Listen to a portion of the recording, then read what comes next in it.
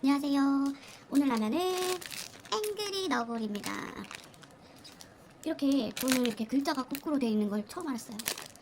이거 처음 먹어보는데요. 세배 사나워진 너구리.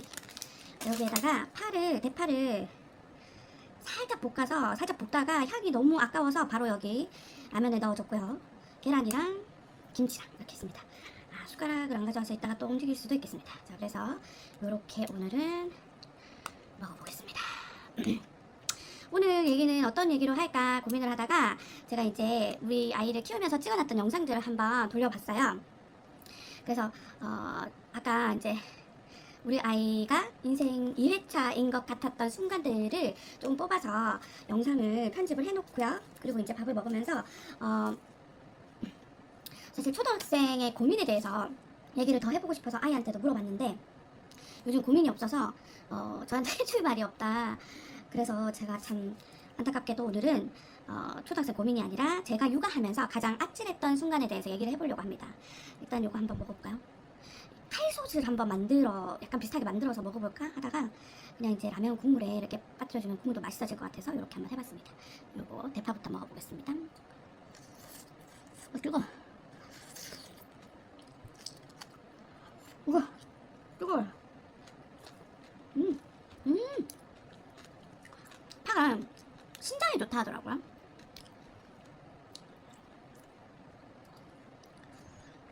맛있어요.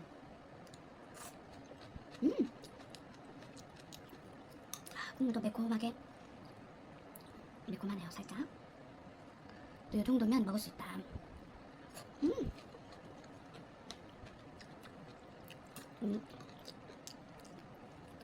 김치에 먹어보겠습니다. 요게 정말 맛있죠? 이렇게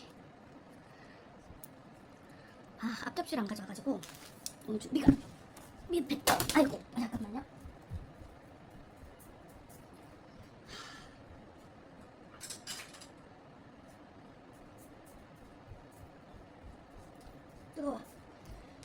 뜨거워서 살살 식혀가면서 먹어야 합니다.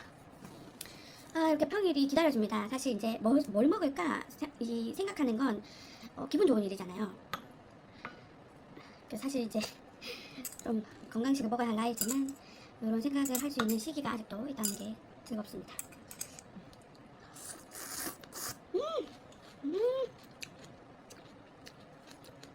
맛있어.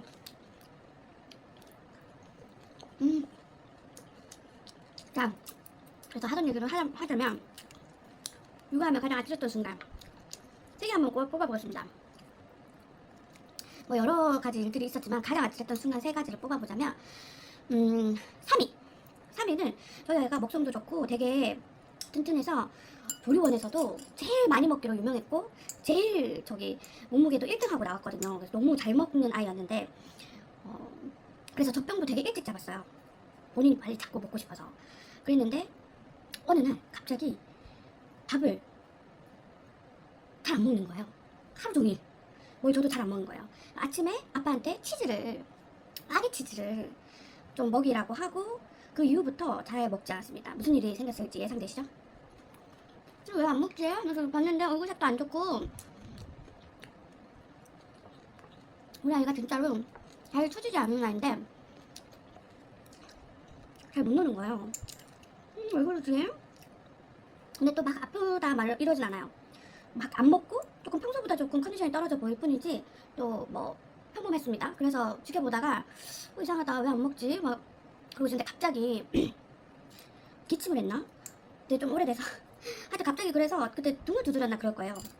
그랬더니 킥 하고 뭔가를 내뱉는데 아침에 아빠가 막 먹였던 치즈 덩어리가 이렇게 나온 거예요. 목에 이제 치즈 덩어리가 걸려서 있으니까 아무것도 못 먹고 좀 답답했나 봐요. 그러고 있다가 택 뱉어서 다시 괜찮아졌다는 그게 이제 3위 아찔했던 순간이고요.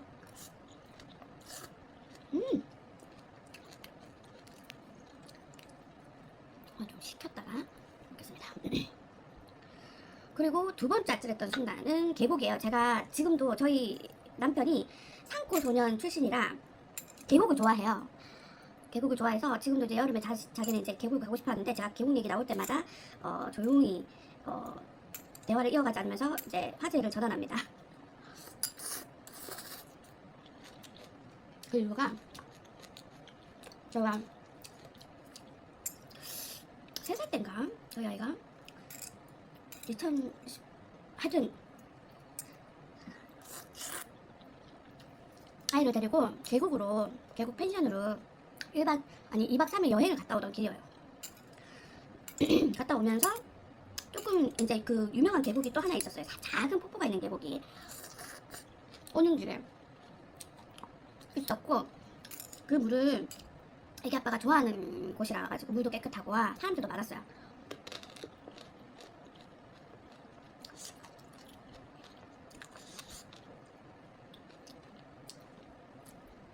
애기 아빠가 거기 잠깐 놀다 가자 그래가지고 텐트도 잠깐 촉 치고 애기 아빠랑 애기랑 같이 먼저 놀고 있고, 제가 애기 옷을 먼저 입힌 거죠. 구명조끼에 튜브에 뭐 래쉬가드에 모자 하여튼 다 쓰고 다 이렇게 하고 있었어요. 애기는. 애기 아빠가 자기가 원래 잘 다니던 계곡이니까 약간 방심했던 모양이에요. 계곡을 아이를 안고 계곡을 지나가면서 갈 때는 안전한 길로 갔는데 나올 때 그 길에 다른 사람들이 앉아 있었대요. 그래서 조금 위험한 길을 걸어서 오다가 미끄러져 버린 거예요. 그래서 미끄러지면서 폭포 쪽으로 아이를 안고 그 와중에도 아이를 살리겠다는 일념으로 꼭 안았대요, 애를. 저는 이제 그때 텐트 안에서 옷을 갈아입고 있었어요. 저는 이제 상황을 모르는 거죠. 저는 텐트 안에서 나왔을 때 첨벙하는 소리만 들었습니다. 그리고 이제 저는 이제 옷을 갈아입고 이제 텐트 들어갈 거니까 사진을 한 장, 셀카를 하나 찍고 있었습니다. 그 첨벙하는 소리가 나고 이제 제가 이제 가려고 우리 애랑 애 아빠가 어디 있나 하고 찾고 있는데 애 아빠가 그 작은 폭포에서 걸어 나오는 거예요. 근데 안경을 이렇게 반만 한쪽만 귀에 걸쳐가지고 정신없이 나오고 있는 겁니다. 그래서 저는 왜 저러지? 그래서 일단 땡땡 아빠 안경 먼저 바로 써 하고 애는 어디 써? 하고 이제 하는데 그때 이제 애가 막 우는 소리가 들리는 거예요.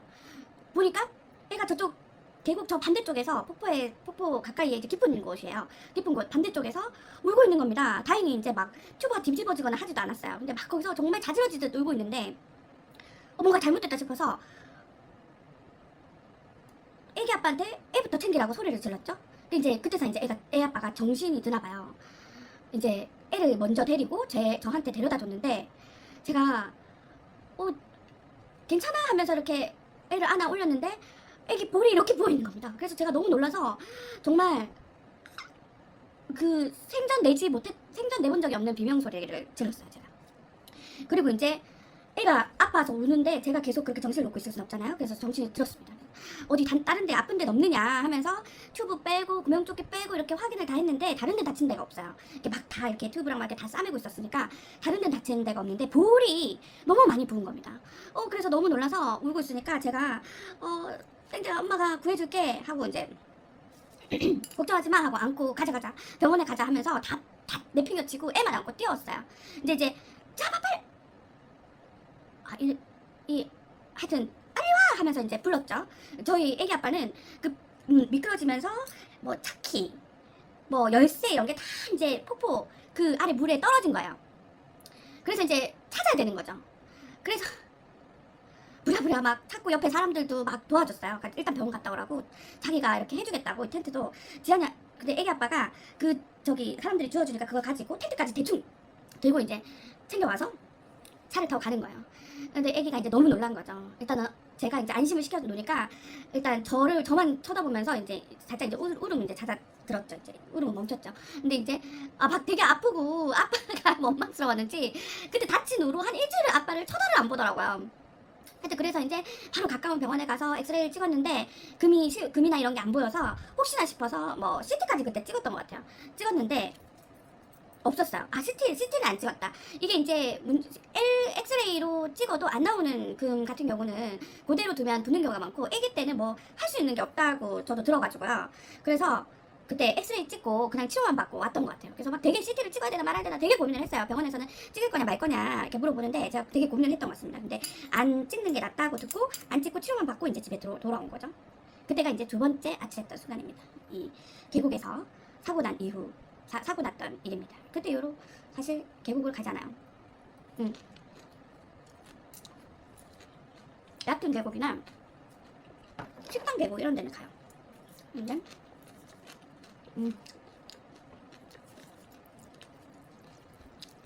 폭포나 이런 데는 가지 않습니다.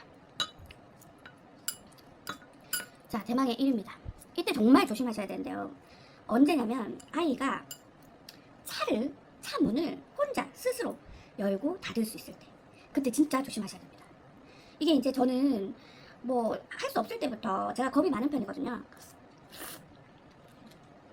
그래서 아직까지도 어딜 가면 요즘은 조금 괜찮긴 했는데 아이한테서 눈을 잘 떼질 않습니다.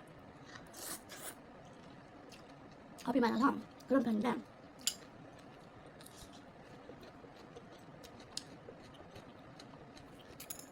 한 번은 제가 아이를 데리고 차를 운전해서 어디 갔다가 주차를 하고 있었어요.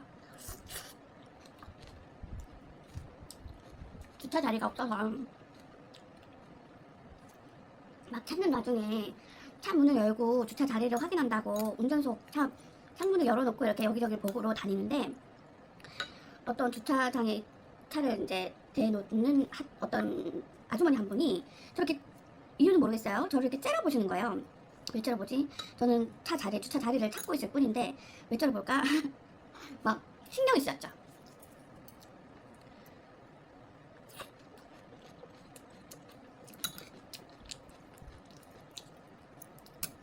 이거를 제가 불닭소스를 사놓긴 했는데 불닭소스가 좀 겁이 나서 이거를 불닭소스에 찍어 먹는 거 보여드릴까 고민하다가 일단 오늘은 그냥 먹겠습니다. 그냥 먹고 있습니다. 하여튼 그래서 이제 그렇게 찾다가, 그래서 안쪽까지 주차자리를 찾아서 들어갔었어요. 저기 안쪽까지 주차자리를 찾아서 들어갔는데 없어서 다시 바깥쪽으로 나오는 중에 주차 자리가 좁은 데가 한 군데가 있는데 거기 앞에 이중주차를 해놓은 차가 있는 거예요. 그래서 이중주차하는 차를 밀려고 제가 내려서 차를 밀고 있었어요. 근데 저희 아이가 처음이었어요. 차 문을 열고 본인이 내린 거예요. 베이트도 본인이 끌고 차 문을 열고 내려서 저를 도와주겠다고, 차를 같이 밀어주겠다고 같이 미는 겁니다. 그래서 정신이 없잖아요. 주차 자리도 없고 사람도 없고 막 정신이 없이 막 바쁜 와중에 아이가 내려서 이렇게 하고 있으니까 위험하니까, 저는 너무나 이 예상치 못한 상황이어가지고 제가, 그러니까 아이가 문을 열고 나올 수는 있는데 문을 다시 여는 걸 못한다는 걸 깨닫지 못했어요. 그냥 위험해, 빨리 차에 타 있어, 너 차에서 내리면 안 돼, 이렇게 얘기하고 밀던 걸 밀고요. 제가 이제 혼내놓으니까 너무 놀라서 그대로 위험해, 안 돼, 차에 타 있어, 이렇게 얘기를 하니까 아이는 다시 차를 타러 간 거예요. 그러면 문을 못 여니까 어디 있었겠습니까? 이제 저기 뒷좌석에 본인 자리가 있는 곳에 가서 문을 열고 싶어서 차문을 잡고 있는 상태였던 거죠. 근데 저는 차를 밀고 일단 보내놓고 차를 밀고 자리가 나왔어요. 아까 째려보던 사람도 막 지나가고 있던 그런 상황이어가지고 정신이 없었습니다. 그래서 저 사람이 나를 왜 째려봤을까 막 이런 생각도 하고, 위험하다, 빨리 들어가야 되겠다, 이 생각도 하고 막 그런 생각에 정신없이 차를 밀고, 왜냐면 차가 계속 들어오는 상황이니까 제가 밀어놓은 그 자리로 얼른 들어가야 되잖아요. 그래서 그 생각만 하다가 이렇게 제 운전석 자리에서는 우리 애가 타는 자리가 안 보이니까 그대로 운전석에 탄 거예요. 그래서 빨리 밀어넣을 생각으로 차를 움직이려고 하는데 밖에서 탁 소리가 들리는 겁니다. 그 순간 놀랐어요. 무슨 일이지? 아직도 제가 그때까지도 뒷좌석에 아이가 앉아있지 않다는 걸 깨닫지 못했던 거죠. 그래서 너무 놀라서 다시 이제 차를 이제 멈추고 움직이려고 하다가 안 움직였거든요. 멈추고 내려서 무슨 일인가 해서 이렇게 봤는데 저희 아이가 차문을 잡고 서 있었던 거예요. 정말 큰일 날 뻔했던 일이죠. 지금도 생각하면 아찔한 순간입니다. 지금도요. 그때가 생각하면 간담이 서늘하고,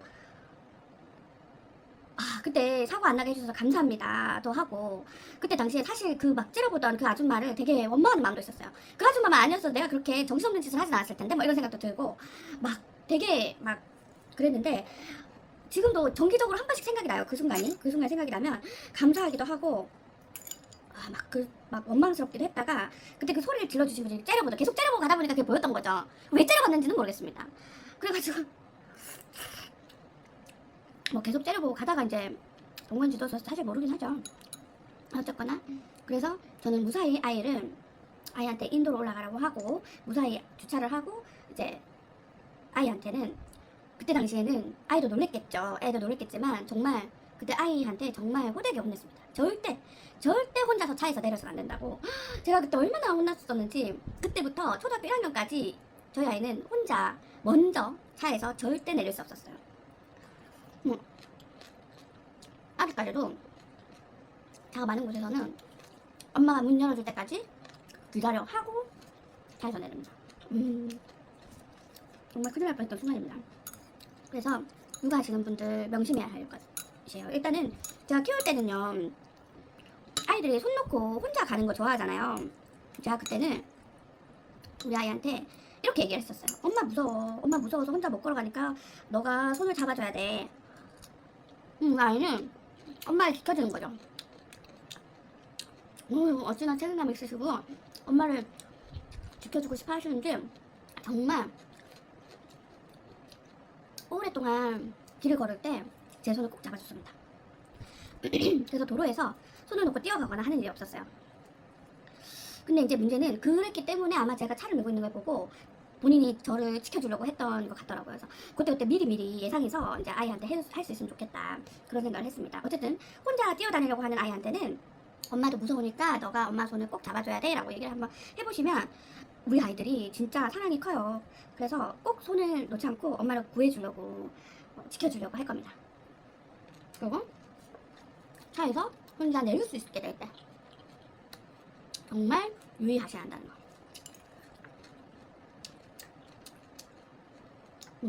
그렇습니다. 그렇죠. 뭐 여러 순간들이 있긴 했어요.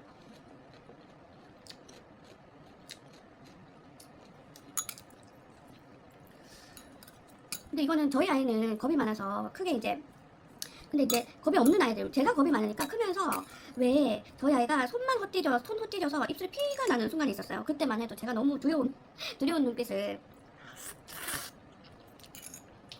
우리 아이한테 너무 놀라서 우리 아이의 피를 본 거잖아요. 제가 처음으로. 그래서 그때 진짜 입술에서 이렇게 손을 딱 짚고 일어서는데 짚은 손이 미끄러진 거죠. 그러면서 이제 입술을 그 돼지 모양으로 장난감 통 같은 게 있거든요. 거기 이제 부딪힌 거죠. 그래서 피가 살짝 났는데 정말 어떻게 될지 몰라가지고 막 남편한테 전화하고 그랬었어요.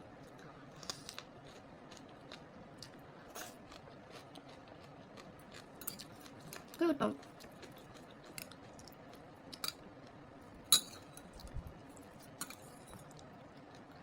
아찔했던 순간 코로나 때 있죠.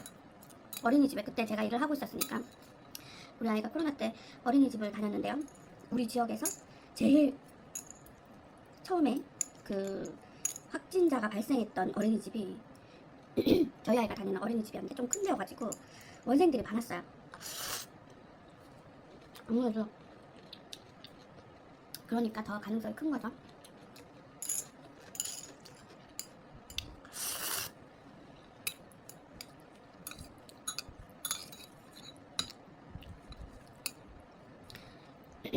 국물이 거의 없습니다. 오늘 적게 넣었네요. 그리고 라면은 원래 먹방 찍을 때는 라면을 안 부수는데 오늘 아무 생각 없이 반으로 부숴서 넣어가지고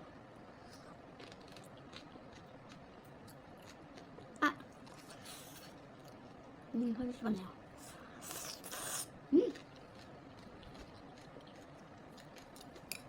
아찔했던 순간이죠. 외에는 뭐 쥐먼다리 건너다가 물에 빠진 적도 있지만 그런 순간들은 잠깐 뭐 조금씩 다치는 일은 있을 수 있잖아요. 그렇습니다.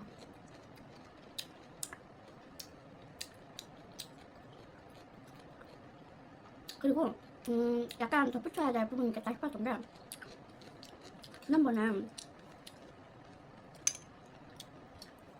저희 아이가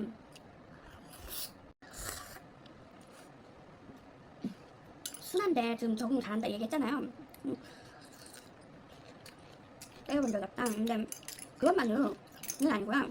그래서 되게 많이 보냈어요. 태권도 학원, 학교도 학원, 유전자입니다. 다니면서 형들한테 처음에는 제가 우리 아이가 5살 때 한글 이제 짧은 책 있잖아요. 한 줄로 된 책. 읽을 수 있게 되자마자 제가 피아노 학원을 보냈거든요. 5살 때 피아노 학원을 다녔는데 본인이 태권도 학원 가고 싶어 하는 걸 피아노 학원은 잘 다니면 태권도 학원 보내주겠다. 이렇게 얘기를 했더니 너무너무 가고 싶어 했던 거죠. 그런 열망이 있는 상태에서 저희가 이사를 오면서 피아노 학원을 끊고 아이가 이제 이사를 오고 이제 또 적응을 해야 되니까요. 그래서 자기가 다니고 싶어 하는 데를 보낸 거죠. 그래서 태권도 학원을 보냈는데 형들 있잖아요. 형들 텃세라든지 있어. 괴롭히는 형도 있었어요. 제가 따라다니면서 맛있는 것도 사줬다가 혼돈했다가 제가 우리 아이 카드를 나중에 포켓몬 카드 이런 거 있잖아요. 가져가가지고 나중에 이제 저희 애기 아빠가 걔네 부모님인가 하고 통화를 한번 했을걸요. 그 이후로 이제 괜찮아졌죠. 근데 되게 괴롭히는 형도 있었거든요. 근데 본인은 그렇게 괴롭히는 형이 있고 괴롭혀도 절대 그만둔다는 얘기를 안 하는 거예요. 힘들면 그만둬도 된다 라고 얘기를 했는데 그만둔다는 얘기를 안 하는 겁니다. 그러니까 결국은 몇 년 다니고 몇 년 길게 다녔어요. 그리고 이제 또 지금 합기도도 배우고 이제 다음은 건조도 배우려고 하고 있고 유도도 다 배우게 하려고요. 하여튼 그렇습니다. 그래서 일단 형들한테 배워가지고 처음에 이제 괴롭힘을 당하면서 배웠잖아요. 그래서 어디 가서 말로는 지지 않더라고요. 그리고 외동이지만 어릴 때 태권도 하고 보내니까 너무 좋은데 잘 보내가지고요. 그 전에 있던 형들도 처음엔 조금 힘들겠지만 나중에는 잘 지냈고 또 특히 나중에 들어오는 형들 있잖아요. 나중에 들어오는 형들은 우리 아이가 먼저 들어와서 잘 적응하고 있으니까 인정해주면서 진짜 좋은 형이 되어준 거죠. 그래서 저희 아이는 외동이지만 저희 동네에 아는 형들, 친구들, 동생들 되게 많습니다. 잘 지내고 서로 지켜주고. 그래서 남자아이는 태권도 학원이나 이런 걸 보내는 게 좋은 것 같아요. 안 되면 경제적 여건이 안 되면 방과후라도 이렇게 뭐 뒤에 이제 후에 할 수 있는 걸 하면 거기서 이제 잘 지내놓으면 형들이랑 이렇게 학교 이런 형들이나 뭐 이렇게 다 잘 지내놓으면 도움이 잘 되는 것 같아요. 어쨌든 그렇습니다. 그런 게 도움이 됐으면 좋겠습니다.